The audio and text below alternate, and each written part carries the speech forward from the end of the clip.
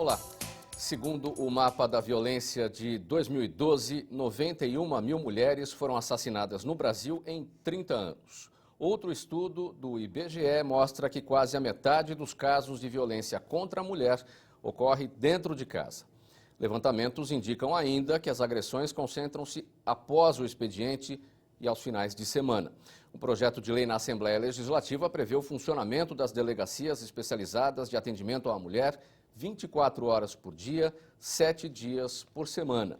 Este é o tema do programa em discussão de hoje com os nossos convidados. O deputado Raul Marcelo, do PSOL, autor deste projeto de lei, a doutora Ana Rita de Souza Prata, do Núcleo de Defesa da Mulher da Defensoria Pública, e a socióloga Mariana Conte, do coletivo feminista Rosa Lilás. Muito obrigado pela presença de todos aqui neste programa em discussão. A primeira delegacia de defesa da mulher surgiu na cidade de São Paulo em 1985. Hoje são 126 em todo o estado, 309 no país. O deputado Raul Marcelo, do PSOL, é autor do projeto de lei 643 de 2015, que padroniza as delegacias da mulher. Elas ficariam abertas 24 horas por dia, dirigidas exclusivamente por delegadas do sexo feminino. O objetivo é reduzir os altos índices de violência, punir os agressores e prestar às vítimas um atendimento rápido e eficiente. O nome Delegacia de Defesa da Mulher seria mudado para Delegacia de Atendimento à Mulher. De acordo com o Mapa da Violência, publicado em 2012, foram registrados mais de 91 mil assassinatos de mulheres nos últimos 30 anos. Segundo o IBGE, 48% das ocorrências policiais foram na própria casa da vítima. Deputado Raul Marcelo, o seu projeto de lei prevê a padronização das delegacias especializadas de atendimento à mulher. O que é exatamente esta padronização? Primeiro, quero agradecer o convite, dizer que é uma satisfação estar aqui no programa, cumprimentar você, a Ana, a Mariana Conte, que é socióloga e mestre da Unicamp, também a nossa defensora, que foi uma luta tão grande para que nós pudéssemos instituir a Defensoria Pública no estado de São Paulo, um dos últimos estados a instituir a Defensoria. Quero dizer que é uma satisfação muito grande poder participar dessa discussão aqui hoje, nesse importante programa que cumpre essa missão da TV Pública.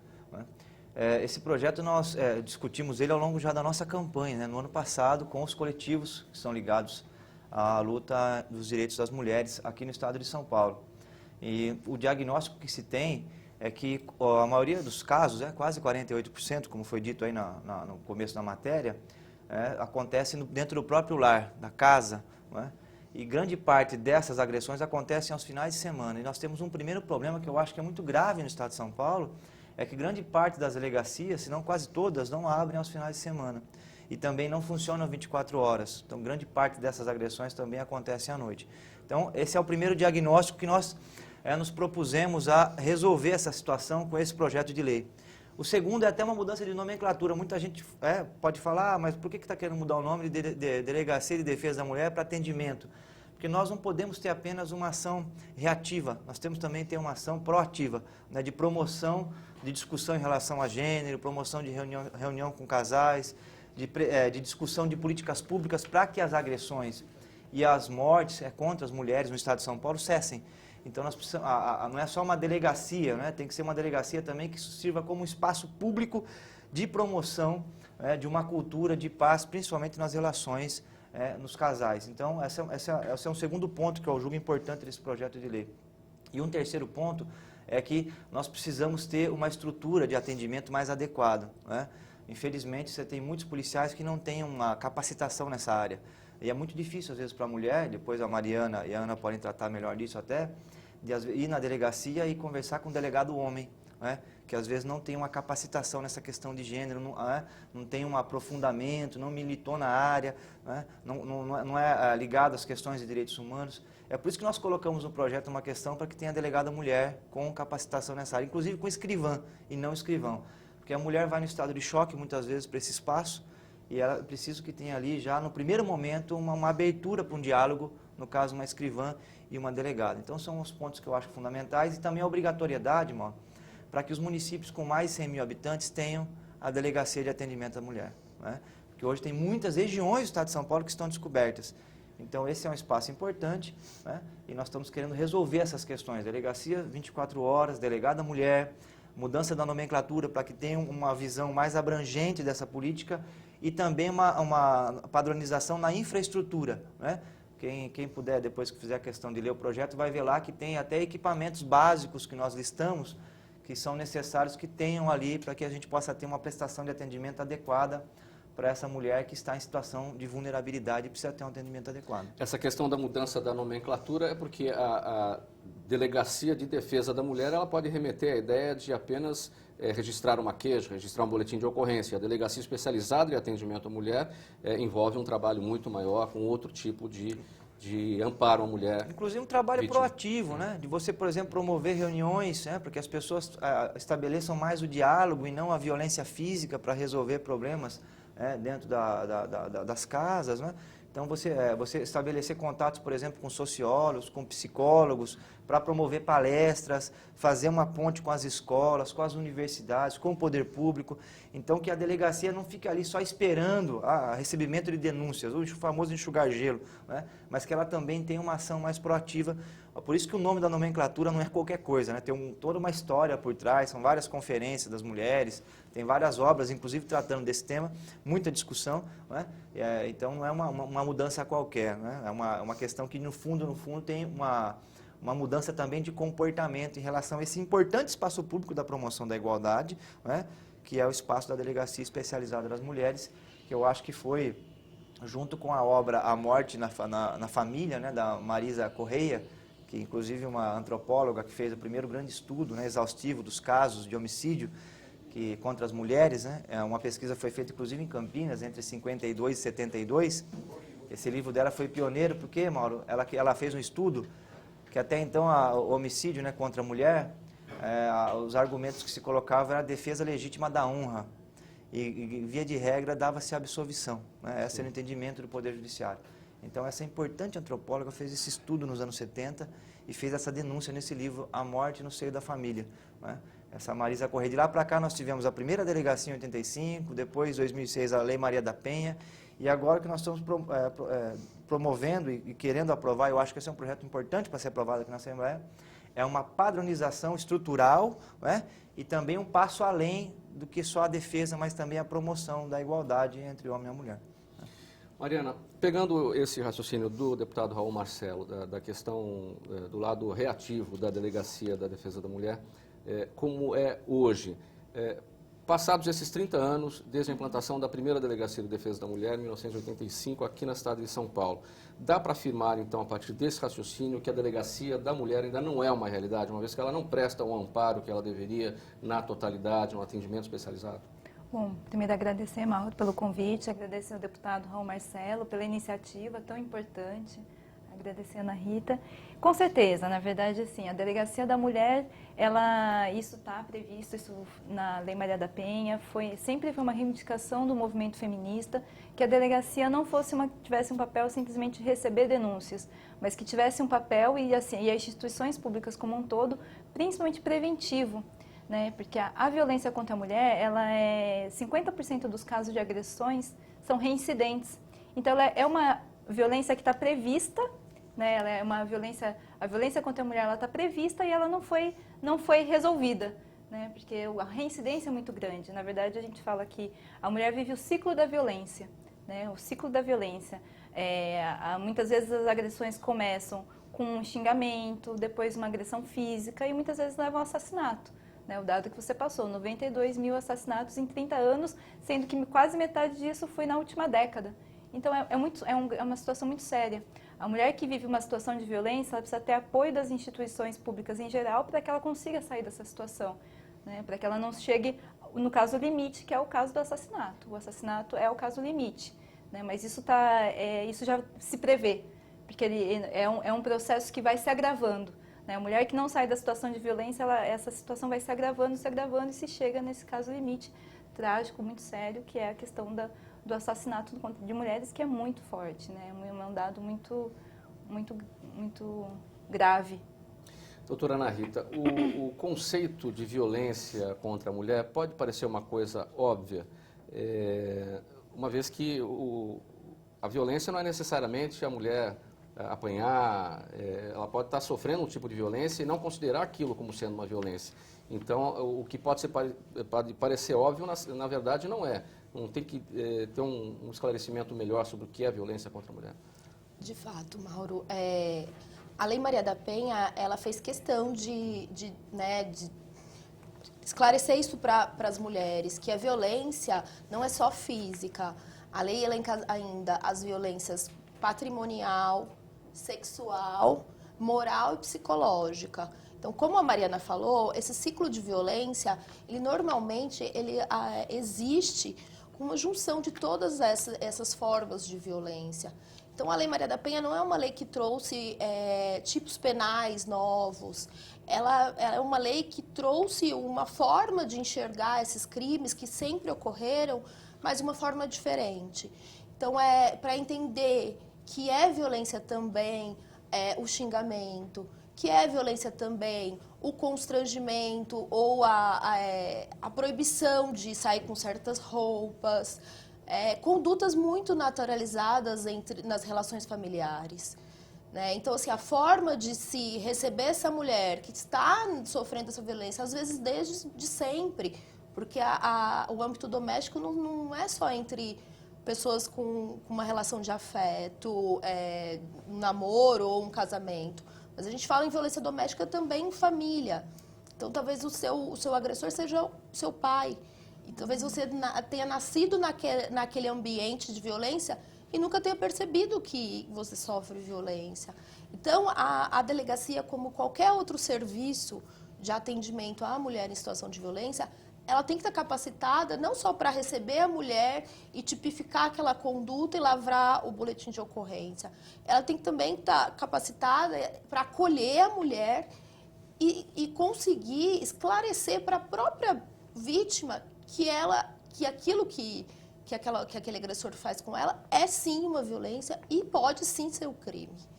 Né? Então, eu acho a importância da gente enxergar a delegacia como mais um equipamento da rede de enfrentamento e não apenas um órgão da segurança pública, eu acho assim, elogiável porque as mulheres, hoje em dia, a delegacia é o lugar que elas não querem ir, porque lá não é um lugar que tenha um acolhimento, né? Não tenha um entendimento da situação de vulnerabilidade, que a mulher está fragilizada e ela vai chorar. O que é o núcleo de defesa da mulher da Defensoria Pública e como é que a Delegacia de Defesa da Mulher ou a Delegacia especializada no atendimento à mulher pode se socorrer desses trabalhos que são realizados lá? Tá. O Núcleo Especializado de Promoção e Defesa dos Direitos da Mulher da Defensoria Pública é um órgão de apoio aos defensores públicos, qualquer tipo de violência de gênero, não só a violência doméstica. Além disso, a gente trabalha com demandas coletivas, fomento e cobrança de políticas públicas e educação em direitos.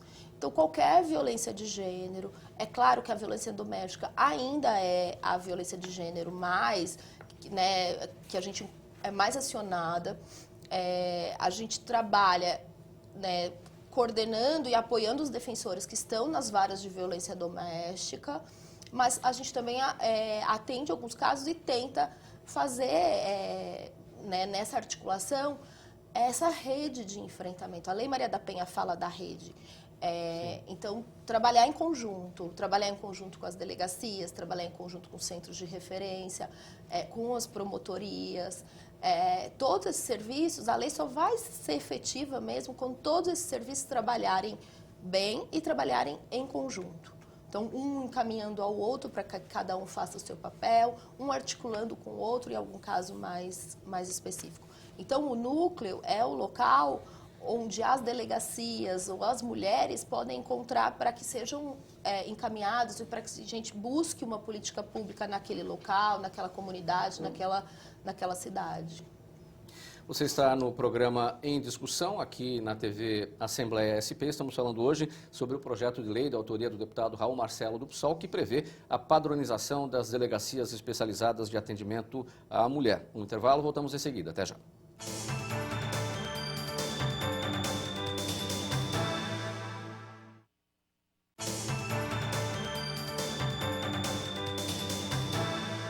De volta com o programa Em Discussão, aqui na TV Assembleia SP, falando hoje sobre o projeto de lei do deputado Raul Marcelo, do PSOL, que prevê a padronização das delegacias especializadas de atendimento à mulher.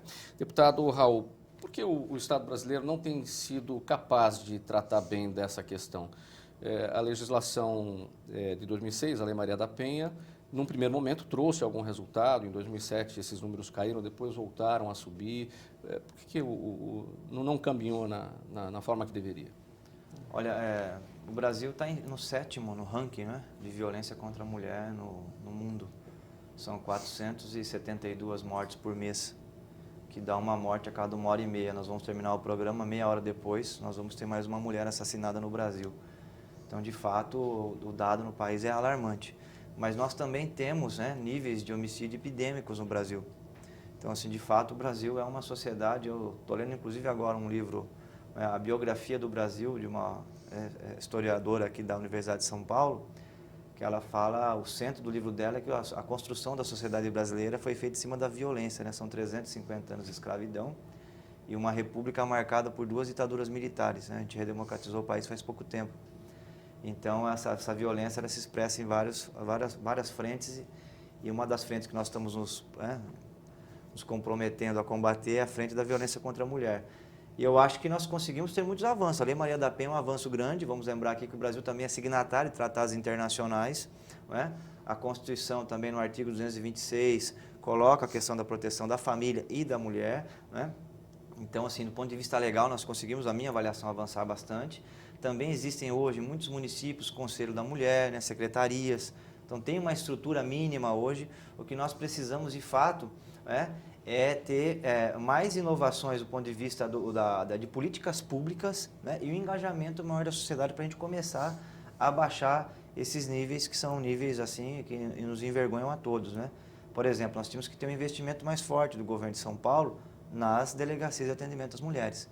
E não dá só para ter a delegacia de atendimento à mulher, também nós precisamos ter as casas-abrigo, que é uma discussão que nós vamos fazer agora no plano plurianual e na lei orçamentária, porque muitas vezes essa relação de opressão, ela também vem acompanhada de uma relação de dependência econômica, né?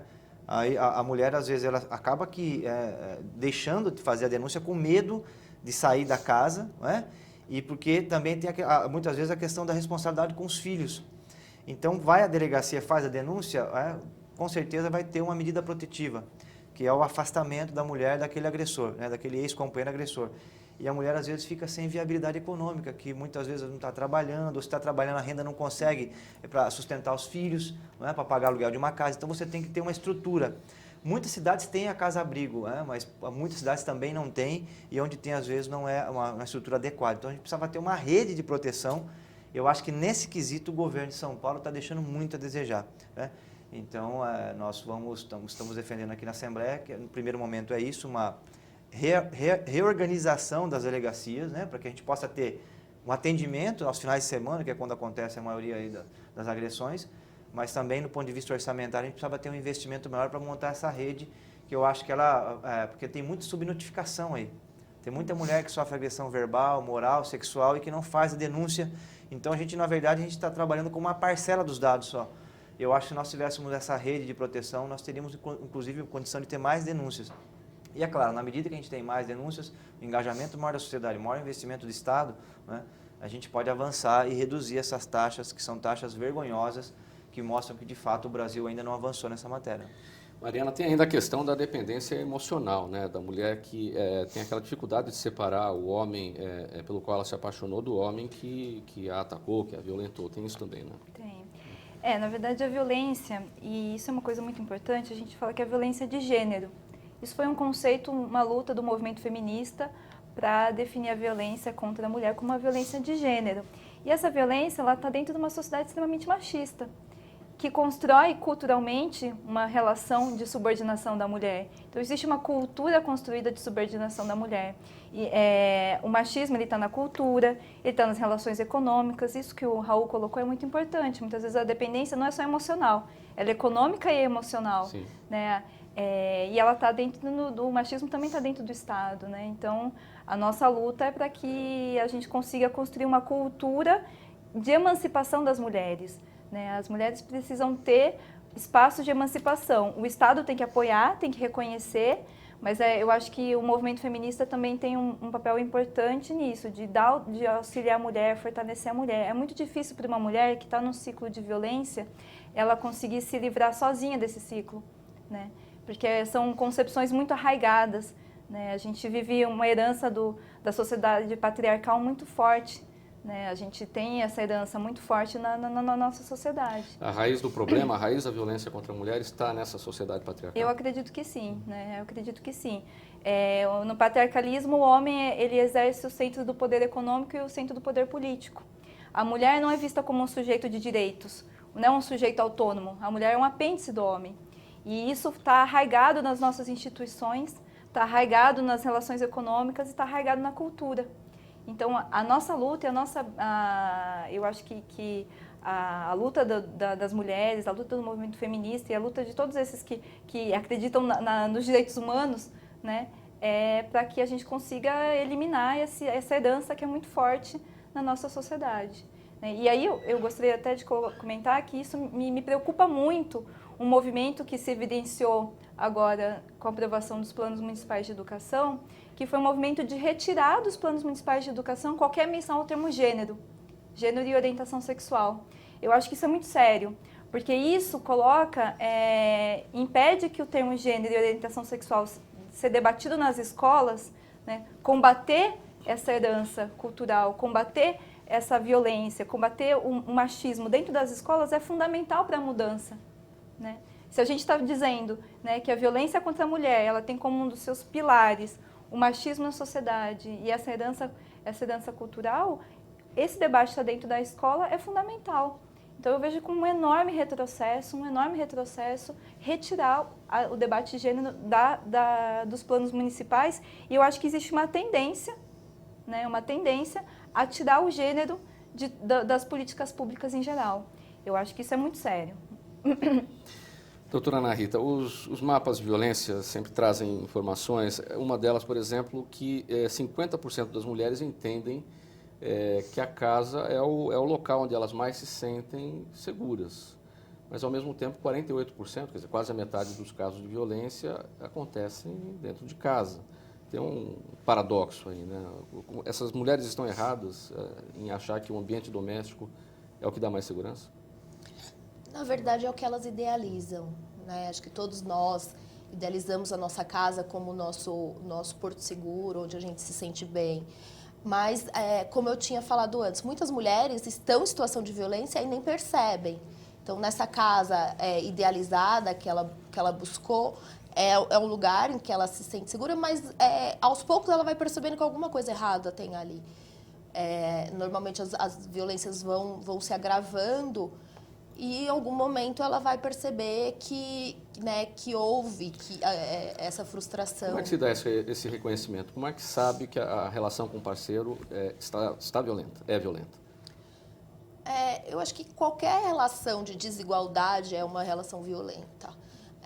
Qualquer relação em que a mulher não tem o mesmo poder de decidir sobre as questões da família, a mulher não tem o mesmo poder de decidir o que vai se comprar com o dinheiro que a família tem, e que o homem cria as regras para a mulher que a seu bel prazer.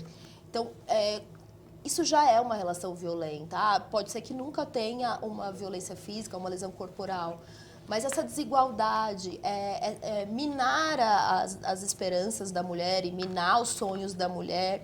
Às vezes, eu quero voltar a estudar. Não, né? Você não vai voltar a estudar, você não vai trabalhar mais, vai cuidar dos filhos.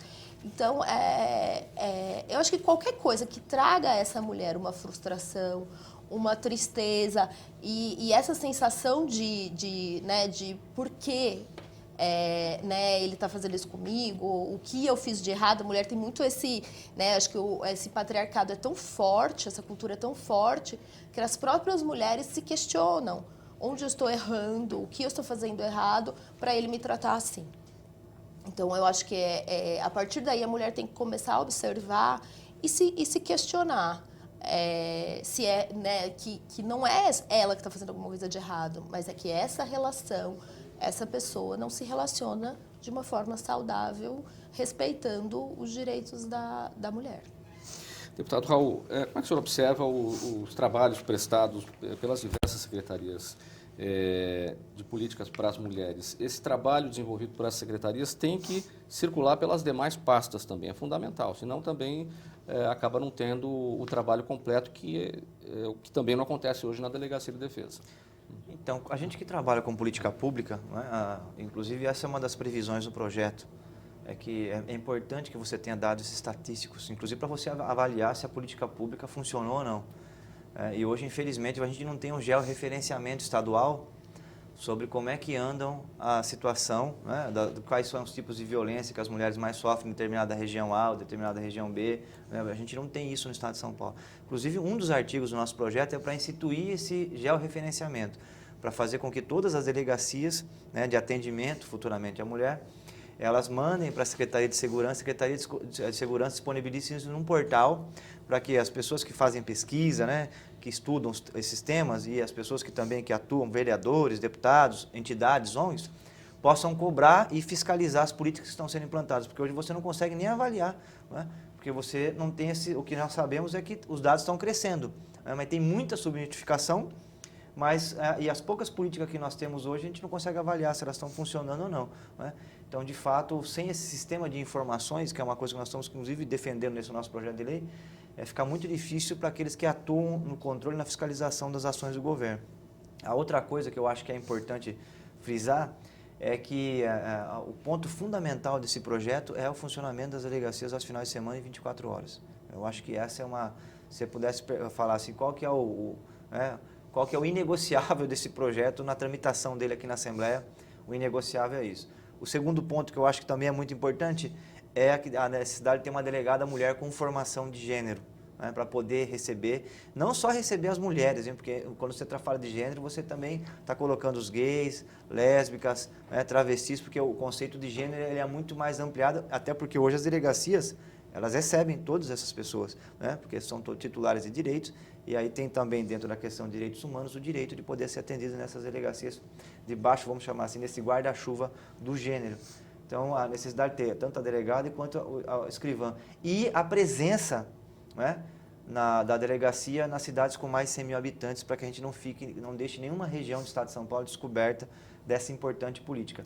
Eu acho que se nós tivéssemos esses pontos aprovados, né, nós poderíamos ter aí, a partir do ano que vem já, um trabalho aí com a Defensoria, com as entidades, as ONGs, os movimentos feministas, a gente poderia começar a ter um trabalho de reversão, principalmente aqui no estado de São Paulo, desses dados alarmantes, porque São Paulo não está tão, em relação aos outros estados, São Paulo está, vamos dizer assim,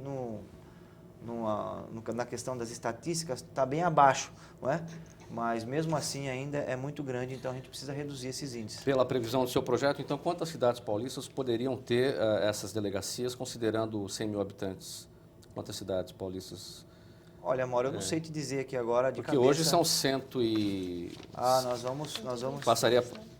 Daria um bom salto. São 645 municípios, nós vamos ter aí, São Paulo tem muitos municípios com mais de 100 mil habitantes. São 126 só em 645. Nós vamos ter uma ampliação enorme. Porque grande parte também estão centralizados aqui na Grande São Paulo, né? Porque se você tem a mulher ainda que não tem a coragem também de levar uma queixa adiante e a delegacia também está longe dela, aí ela não vai mesmo. Dificilmente vai. E ainda tem o próprio ambiente da delegacia, que já foi dito aqui pela Ana, né? Então, a mudança do nome é também para ter um espaço um pouco mais acolhedor, né? Para que a mulher se sinta bem nesse local, né? Até do ponto de vista estético, né? Você tirar um pouco daquele ambiente pesado que tem na delegacia e você ter ali uma delegacia de atendimento com uma roupagem mais feminina, tal, com funcionárias para atender as pessoas, com convênio com ONGs para que possam fazer um trabalho transversal de palestra, de curso, né? E até apoios com PAT, né, das prefeituras que tem o PAT de amparo ao trabalhador, né, você ter, às vezes, algum curso de formação. Então a ideia da mudança da nomenclatura é importante e muitas regiões do estado de São Paulo estão descobertas, eu não sei te dizer aqui agora o número exato, mas como esse projeto começou a tramitar agora, nós vamos ter aí uma série de discussões em relação a ele, nós vamos trazer também esses dados que eu acho que são muito importantes para o debate, né? Você acompanha o programa Em Discussão aqui na TV Assembleia SP. Estamos falando hoje sobre o projeto de lei de autoria do deputado Raul Marcelo do PSOL, que prevê a padronização das delegacias especializadas de atendimento à mulher em todo o estado de São Paulo. Mais um intervalo, voltamos em seguida. Até já.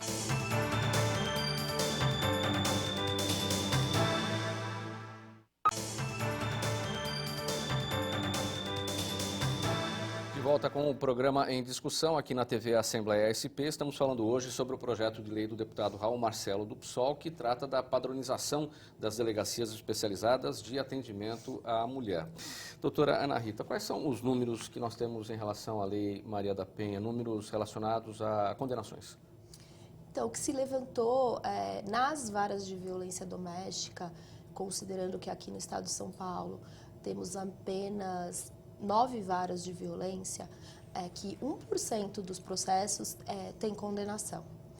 Então, é um número assim, escandalosamente baixo. E esses números são baixos por diversos fatores. Por conta da demora nos inquéritos policiais e no curso dos processos, o que acaba acarretando prescrição né, da pretensão punitiva daqueles crimes, principalmente os crimes quando são crimes mais leves, e também por muita discussão da questão da prova. Então, a palavra da mulher, normalmente essa violência contra a mulher acontece no seio da casa. Então, é uma violência sem testemunhas. E a palavra da vítima, ela é desqualificada. Então, a mulher muitas vezes não tem provas, além da mãe dela mesma, ou até dos filhos, às vezes crianças, daquela violência. Então, há muita absolvição nesse quesito. Infelizmente, isso é uma demonstração ainda, e eu acredito que muito na hora da mulher lavrar a ocorrência, que a palavra da mulher ela é relativizada, justamente, relativizada. Então, será que foi assim mesmo? Será que ela não está exagerando? Será que ela não provocou? Então, tudo isso faz com que a formação das provas seja fraca e isso vai, lá no final do processo, gerar essa absolvição. Isso coloca, né, Mariana, a mulher que está na situação de vítima na situação de culpada, né? Acho que acaba invertendo a situação. Isso é muito comum, né? A culpabilização da vítima. Né? Isso é muito comum e eu acho que isso que a Ana Rita coloca é muito importante, porque a violência contra a mulher, muitas vezes ela é uma violência invisível, difícil de ser comprovada. E mesmo quando ela é comprovada, né, quando existem evidências claras de que a violência acontece, muitas vezes ela é minimizada, como se a violência que acontece dentro de casa não fosse uma violência. Tem aquela ideia, né, em briga de marido e mulher não se mete a colher. Isso traz consequências muito sérias. Né? Esse é um elemento cultural muito forte, de que a violência que acontece no espaço do privado, ela não é considerada uma violência menor. Isso foi uma das grandes lutas da lei da Maria da Penha, né, que até então a violência contra a mulher era considerada uma violência uma violência menos grave. Né? Uma das grandes lutas foi considerar a violência contra a mulher como uma violação dos direitos humanos. Então, dar para a violência contra a mulher o grau de gravidade que ela merece. Né? Então, eu acho que isso é fundamental, né? Que a violência contra a mulher seja considerado um problema um problema público, seja publicizado. Isso demonstra, não é, deputado, o quanto é importante o trabalho dentro da delegacia de realmente se acreditar na palavra da mulher e não colocar em xeque, não relativizar. Tudo começa ali. Se começar errado ali, lá na frente, o crime não vai ser tratado como deveria. Esse primeiro atendimento, na minha avaliação, ele é fundamental, né? E agora, é claro, com a publicização dos dados estatísticos, já referenciamento, inclusive em relação aos processos, nós podemos ter também uma cobrança maior da sociedade em relação ao Poder Judiciário, que eu acho que é de fundamental. Nós precisamos mudar um pouco essa ideia né, desse termo, né, da legitimidade do homicídio contra a mulher em defesa da honra, né, que é uma coisa absurda. Já a Marisa Corrêa denunciou isso no final dos anos 70, que é um trabalho pioneiro, e até hoje isso, infelizmente, 1% só de condenações, mostra que até hoje a gente não conseguiu dar um passo maior para superar essa situação. Então eu acho que a questão das informações, elas são muito importantes. Você me perguntou, Mauro, da questão dos dados, eu entabulei, né, os 30 municípios que têm o maior índice de homicídio contra a mulher no estado de São Paulo, com os anos que nós conseguimos levantar, que foi 2008, 2009 e 2010. Em Bugaçu, que vem em primeiro lugar, com 12,7 para 100 mil, né, não tem nenhum equipamento, por exemplo, de atendimento às mulheres. Isso não é por acaso, né? Isso é sintomático, mostra que, de fato, né, o município que é o campeão no estado de São Paulo em homicídios contra a mulher é um município que não tem nenhum equipamento de atendimento às mulheres. Por exemplo, não tem lá a delegacia de atendimento à mulher. Então, de fato, nós precisamos fazer com que isso aconteça e seja uma realidade hoje nas cidades com mais de 100 mil habitantes. Nas cidades menores, né, eu acho que a gestão política e programas como esse, que acabam chegando para todo o estado, são importantes para que as prefeituras instituam lá o Conselho da Mulher, né, façam atividades nas escolas, na rede municipal, na rede estadual, para discutir esses temas que são muito importantes, né? Então, eu acho que nós precisamos avançar muito nessa matéria. Qual a dificuldade, deputado Raul Marcelo, como legislador? O senhor falou desses dados, o senhor conseguiu levantar 2008, 2009 e 2010. Quando não se tem um número preciso sobre uma situação, quando não se conhece uma situação, quando não se conhece isso, fica mais difícil atacar. Quer dizer, como é que eu vou atacar se eu não sei exatamente qual é o meu alvo? Né? Para o legislador, como é que é enfrentar essa dificuldade? No Brasil, principalmente na área de segurança pública, eu sou da área de direitos humanos, já há quase 20 anos que eu milito nessa área, até tanto pela questão parlamentar como pela questão da advocacia. E vou te dizer, viu, Mauro, é muito triste, porque o Brasil, na área de segurança pública, a gente tem muito pouco debate, muito pouco acúmulo de discussão de políticas públicas, infelizmente, né? Eu vi agora, né, o Texas está discutindo também a volta dos 16 anos para 18 anos, né? É um estado dos Estados Unidos. E lá eles conseguiram fazer um levantamento que eu achei fantástico em relação ao custo processual de um adolescente, quando ele não é recuperado num estabelecimento de recuperação, né, quando ele praticou um ato infracional, ele acaba que sendo, não é reincidente o termo, mas ele acaba que cometendo um novo ato, mas aí já não mais ato infracional, e sim um delito, porque ele ficou maior de idade. Esse delito custa para o judiciário nos Estados Unidos, eles fizeram uma conta em torno de $1.700.000, né? No Brasil a gente não sabe o custo disso, nunca se fez um levantamento desse, é um levantamento importante para ser feito, né? Um levantamento fundamental. Eu tenho também um outro projeto na questão das mulheres, que é um outro projeto que a gente vem discutindo já com o movimento há muito tempo, da necessidade de nós zerarmos a reincidência nos casos em que já existe medida protetiva, não é? Que infelizmente é uma tragédia, em muitos estados, aqui em São Paulo isso acontece também, que é os casos limítrofe, não é? Principalmente os casos de homicídio, acontecem já quando nós temos várias reincidências. E em casos, inclusive, que já tem decisão judicial de medida protetiva, para o agressor se afastar da mulher, não é?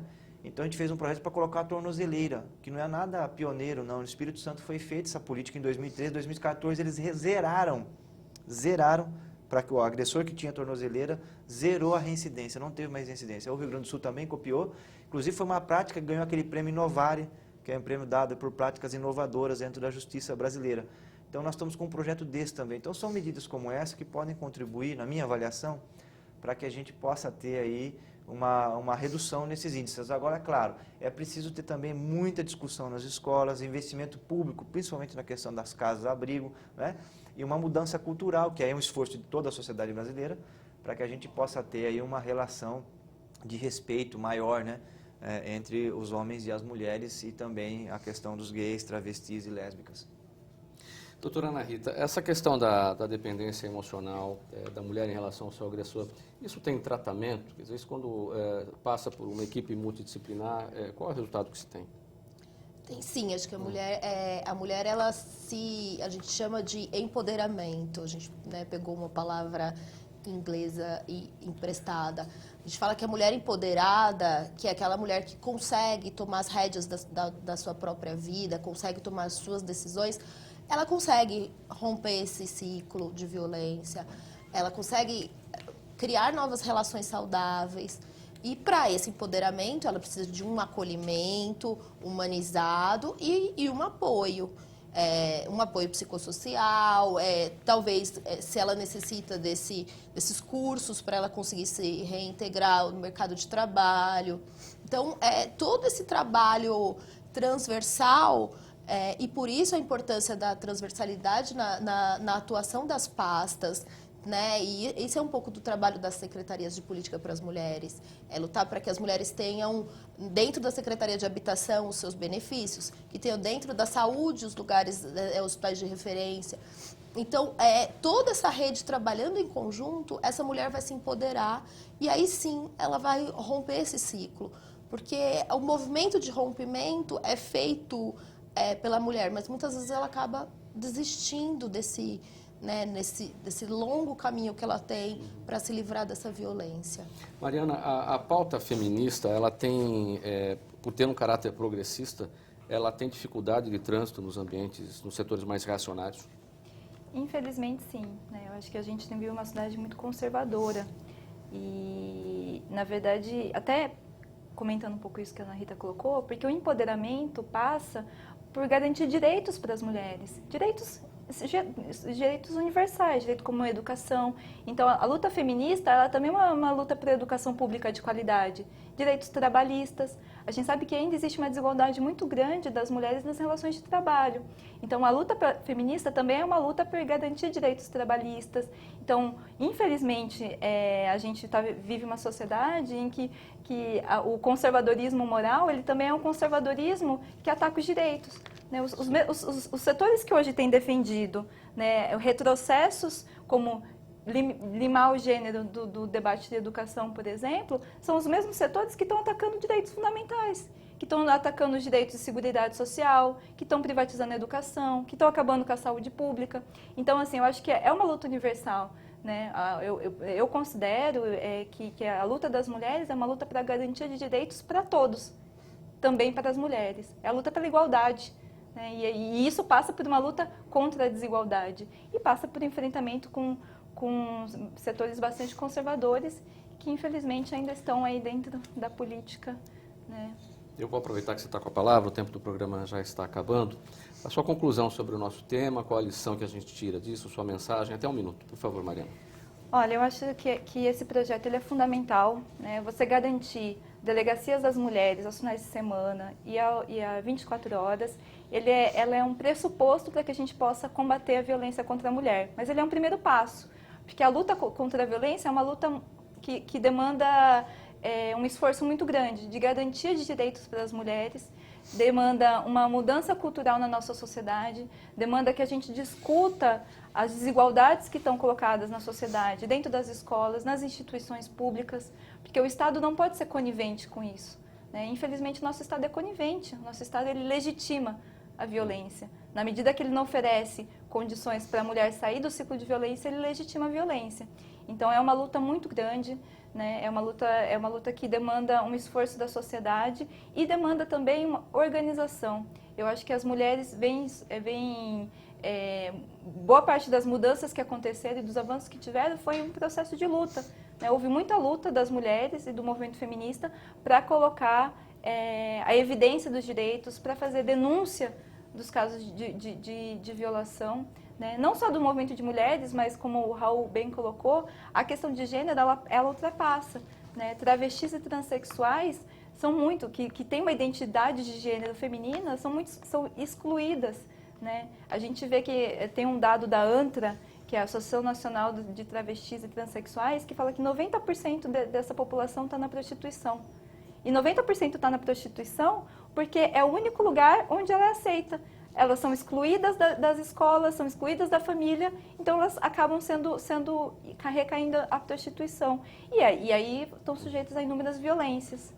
Doutora Ana Rita, sua conclusão sobre o nosso tema, o projeto de lei do deputado que prevê a padronização das delegacias da mulher. Eu acho o projeto louvável. Acho que das bandeiras do movimento feminista, pelo menos a gente percebe isso na defensoria, são as delegacias funcionando 24 horas, durante os finais de semana. Aqui em São Paulo, nenhuma delegacia funciona 24 horas ou aos finais de semana, nenhuma delegacia da mulher. Acho muito importante isso, acho muito importante as pessoas refletirem sobre essa questão de gênero, essa questão da violência, perceberem que o movimento feminista, ou essa busca pela igualdade, não é uma luta contra os homens, na verdade é uma luta para que mulheres e homens tenham direitos respeitados, tenham relações saudáveis. Então é isso que a gente tem que discutir, isso que a gente tem que buscar. Deputado Raul Marcelo, sua conclusão? Eu quero agradecer, Mauro, a Mariana Conte, a Ana, dizer que é um prazer poder participar dessa nossa reunião aqui, né? O pessoal aí da assessoria técnica aqui da TV da Assembleia, né? Agradecer o espaço, dizer que o projeto começou a tramitar aqui na Assembleia, vai passar pela Comissão de Constituição e Justiça, da Comissão de Direitos Humanos, da qual eu faço parte. Nós vamos acompanhar toda a tramitação, vamos realizar algumas audiências públicas, aqui já fica o convite, né, para debater esse tema, que eu acho que é muito importante, é uma demanda muito grande, né, de quase que todas as entidades ligadas ao direito das mulheres aqui do Estado de São Paulo estão reclamando isso há muito tempo já, né, que acham um absurdo a grande parte da violência contra a mulher, quase 50%, acontecer no âmbito familiar. Nós sabemos que a grande parte dessa violência acontece aos finais de semana e as delegacias fechadas aos finais de semana é um absurdo, né? Então a ideia nossa é basicamente isso, delegacia 24 horas, com delegada mulher, com escrivã também, para que tenha um ambiente mais receptivo, né? Essa mudança de nomenclatura, para que tenha uma política também mais proativa, né? Uma padronização e a presença, né, das delegacias nas cidades com mais de 100 mil habitantes, para que a gente possa ter aí, né, pelo menos para contribuir no processo de ampliação das denúncias e criminalização, da justiça em si, né, que a gente possa ter um avanço aqui no Estado de São Paulo. E as outras políticas públicas de defesa das mulheres, nós vamos seguir debatendo aí no orçamento e no plano plurianual. Tá? Muito obrigado pelo convite.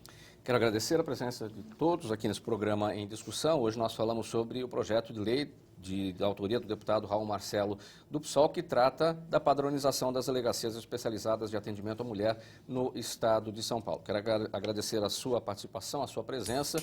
Tchau, até o próximo programa.